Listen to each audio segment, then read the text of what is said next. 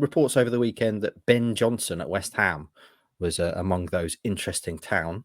Reports yesterday that Town are in advanced talks with him. And Stu, you can confirm that.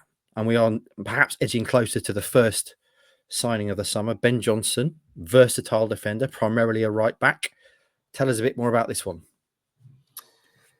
Yeah, someone with a decent amount of Premier League experience for his age, 69 appearances in the Premier League, 38 of which have been starts. Someone who kind of broke through at quite a young age for West Ham.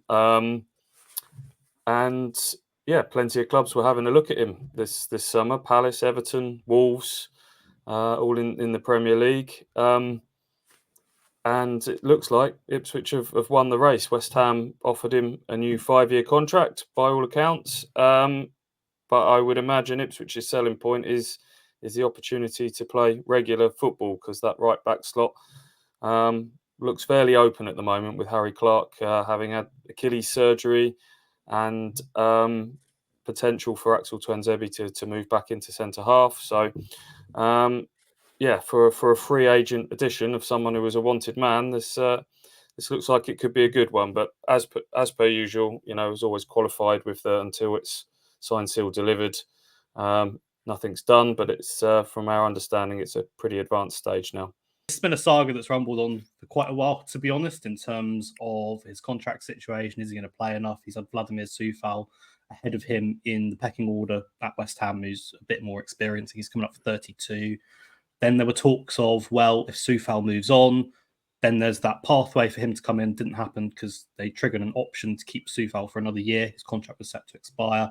And I think with that, if you're Ben Johnson and you're looking at your kind of main competition, who's been starting ahead of you this entire time, getting another deal, you're thinking, well, if I stay for another year, play another bit part role, especially knowing that West Ham aren't in Europe and he won't get those extra games to play, then he's not going to have the same number of minutes. So he's going to be 25 next year. At that point, you need to have a run of consistent games, which he hasn't had, having been at West Ham since the age of 7.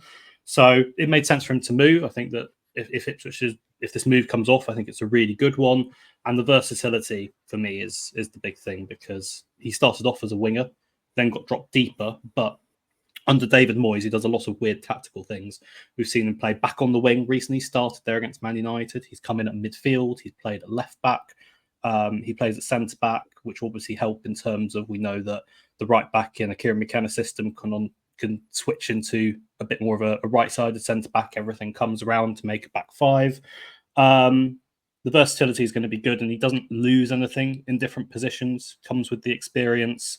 Comes as someone that's been chased by, yes, a few teams in the Championship, but also names like Crystal Palace, like Rangers, and the fact that West Ham wanted to keep him on a deal that would have run until he was, 29, shows how highly they rated him, and that's why, yeah, maybe a right-back free agent signing on paper doesn't look like the sexiest kind of thing, but I really, really think that this is going to be a big coup if Ipswich can get one over the line.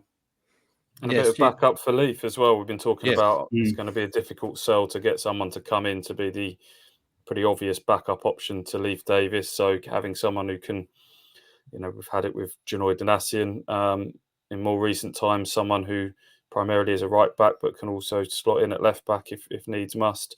That versatility box is a big one for Kieran McKenna. Having been schooled by a Premier League club is a big one. They need to add some Premier League experience to this squad, and yet he's still young, still got room for improvement and development. So ticks a lot of boxes, this one. The other one box it ticks, of course, is no fee, potentially free agent. Now, Ross, I've followed Ben Johnson's career intensively since Sunday afternoon when I wrote the story, and I think it'd be an excellent move. What do you think about it? Yeah, I like it. Just like Stu said, he ticks all the boxes that McKenna looks in a player. He's good age, 24.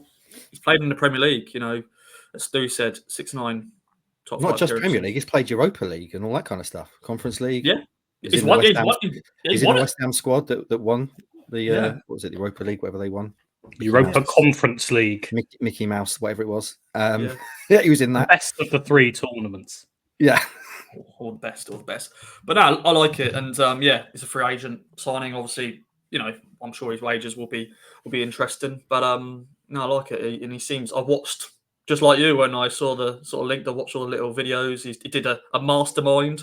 Yeah. His general knowledge on 2020, and he did okay. And there's a nice little Match of the Day X sort of documentary on him from his early days. Like every year, he was saying he was going to get released, and he didn't in the end. And you know, he broke through at West Ham, and you know he's played that amount of games. So yeah, he looks like a good lad, and we shall see what happens.